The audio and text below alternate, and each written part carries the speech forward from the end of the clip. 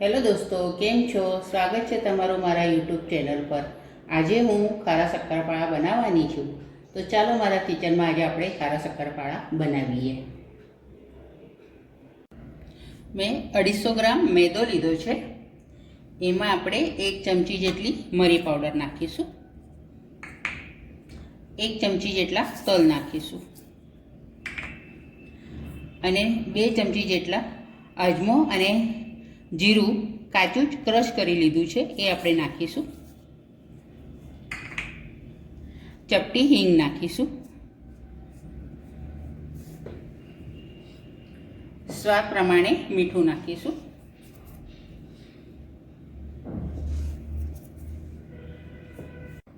હવે પહેલાં આપણે બધું જે નાખ્યું છે એ મિક્સ કરી લઈશું।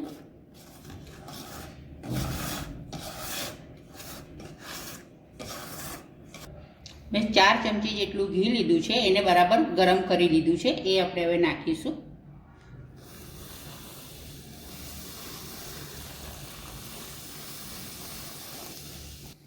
હવે આમાં હાથ નહીં નાખવાનો, ઘી ગરમ છે એટલે આપણે ચમચાથી પહેલાં હલાવી લઈશું।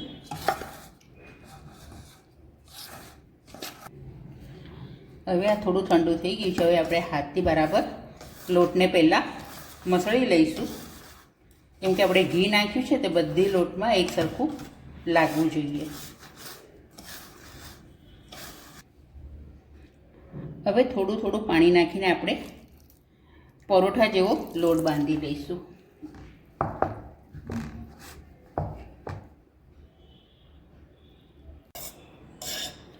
હવે આપણો લોટ બંધાઈ ગયો છે। સહેજ થોડું ઘી નાખીને આપણે આને 1-2 મિનિટ માટે કેળવી લઈશું અને અડધો કલાક માટે આને આપણે રેસ્ટ આપીશું।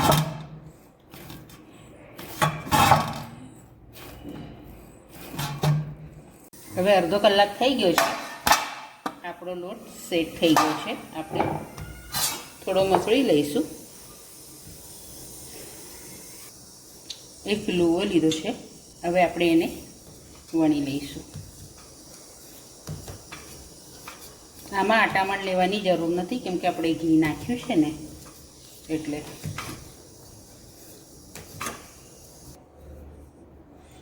આપણો રોટલો વણાઈ ગયો છે, આટલો બહુ જાડો પણ નહીં, બહુ પાતળો નહીં, આટલો રાખવાનો છે આપણે।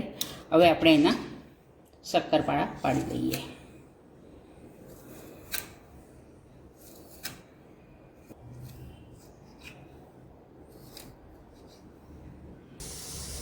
તેલ આપણું ગરમ થઈ ગયું છે, હવે આપણે આ શક્કરપારા અંદર નાખી દઈએ।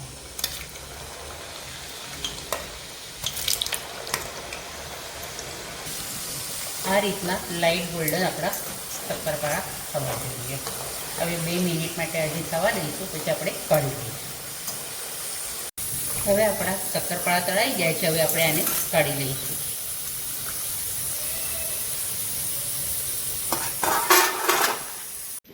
તૈયાર છે આપણા ખારા શક્કરપારા। આજે મેં ખારા શક્કરપારા બનાવ્યા છે।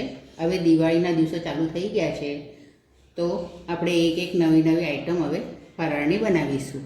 તો આજે શક્કરપારા બનાવ્યા છે, તો આ વિડીયો જોઈને તમે લાઈક કરજો, શેર કરજો, ચેનલ પર નવા હો તો સબસ્ક્રાઈબ જરૂરથી કરજો।